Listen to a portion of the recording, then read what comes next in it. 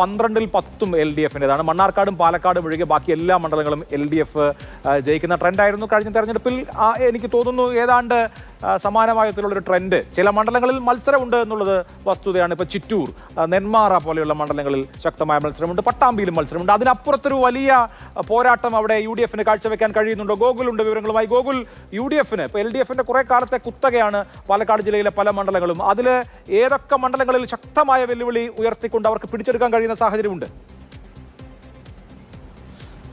പാലക്കാടും മണ്ണാർക്കാടും നമ്മൾ നേരത്തെ പറഞ്ഞ പോലെ തന്നെ അത് UDF-ന് അനുകൂലമായ സാഹചര്യമുണ്ട്, അല്ലെങ്കിൽ അത് നേടിയെടുക്കാൻ നിലനിർത്താൻ കഴിയുമെന്നാണ് UDF പ്രതീക്ഷിക്കുന്നത്. അതിനപ്പുറത്തേക്ക് നെന്മാറ, ചിറ്റൂർ എന്നീ മണ്ഡലങ്ങളിൽ കൂടി ശക്തമായ മത്സരം കാഴ്ചവെക്കാൻ കഴിയും. അതോടൊപ്പം തന്നെ കോങ്ങാട്, പട്ടാമ്പി ഈ മണ്ഡലങ്ങൾ കൂടി, ഈ 4 മണ്ഡലങ്ങളും കൂടി പിടിച്ചെടുക്കാൻ കഴിയുമെന്നുള്ളൊരു ആത്മവിശ്വാസം ആണ് കോൺഗ്രസ്. അതിനുള്ള കഠിനമായ ഒരു പ്രയത്നം ഈ പ്രചരണ കാലയളവിലൊക്കെ തന്നെ ഉണ്ടായി. അതിന് അവർക്ക് ആത്മവിശ്വാസം നൽകുന്ന ഈ തദ്ദേശ തെരഞ്ഞെടുപ്പാണ്. തദ്ദേശ തെരഞ്ഞെടുപ്പിൽ ഏകദേശം 12ഓളം സീറ്റുകളാണ് ജില്ലാ പഞ്ചായത്തിൽ UDF-ന് ലഭിച്ചത്. സാധാരണ ഇത്രയധികം സീറ്റുകൾ UDF-ന് ലഭിക്കാത്ത സാഹചര്യമാണ്. ഇത്തവണ 12ഓളം സീറ്റുകൾ ലഭിക്കുന്ന ഒരു സാഹചര്യം വരുന്നു. അപ്പോൾ ഇതൊക്കെ തന്നെ കൂടുതൽ അനുകൂലമായ ഒരു സാഹചര്യം UDF-ന് ഉണ്ട് എന്നുള്ളൊരു വിലയിരുത്തലിലേക്ക് UDF എത്തുകയാണ്.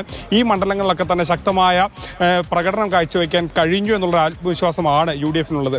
അതേസമയം LDF-നെ സംബന്ധിച്ചിടത്തോളം LDF-ന് ഒരുപാട് ഉറച്ച കോട്ടകളുള്ള ഒരു ജില്ലയാണ് പാലക്കാട്. ഇപ്പോൾ ആലത്തൂരായിക്കോട്ടെ, തരൂരായിക്കോട്ടെ, ഇതൊക്കെ തന്നെ LDF-ന്റെ ഉറച്ച കോട്ടയാണ്. കോങ്ങാടും ശക്തമായ മുൻതൂക്കം LDF-ന് ഉണ്ടെന്ന് അവർ കരുതുന്നു. നെന്മാറയിലും നല്ല മുൻതൂക്കമുണ്ടെന്ന് തന്നെയാണ് LDF കരുതുന്നത്. അപ്പോൾ ഈ രീതിയിൽ LDF തങ്ങളുടെ കോട്ട എന്ന് വിചാരിക്കുന്ന, അല്ലെങ്കിൽ അതനുസരിച്ച് കഴിഞ്ഞ കുറേ തെരഞ്ഞെടുപ്പുകളിലൊക്കെ തന്നെ അങ്ങനെ തന്നെ നമുക്ക് കാണാൻ കഴിയുന്ന ഒരുപാട് മണ്ഡലങ്ങൾ പാലക്കാടുണ്ട്. പക്ഷേ ആ കോട്ടകളിൽ ചിലതിലൊക്കെ തന്നെ ശക്തമായ മത്സരം കാഴ്ചവെക്കാൻ കഴിയുമെന്നും ചിലതെല്ലാം തന്നെ പിടിച്ചെടുക്കാൻ കഴിയുമെന്ന് തന്നെയാണ് UDF പ്രതീക്ഷിക്കുന്നത്. അതാണ് പാലക്കാടിന്റെ ഒരു പൊതു ചിത്രം. എന്തായാലും എന്താണ് അൾട്ടിമേറ്റ്ലി സംഭവിക്കുക എന്നുള്ളത് നമ്മൾ കാത്തിരുന്ന് കാണേണ്ട ഒരു പ്രധാനപ്പെട്ട കാര്യമാണ്.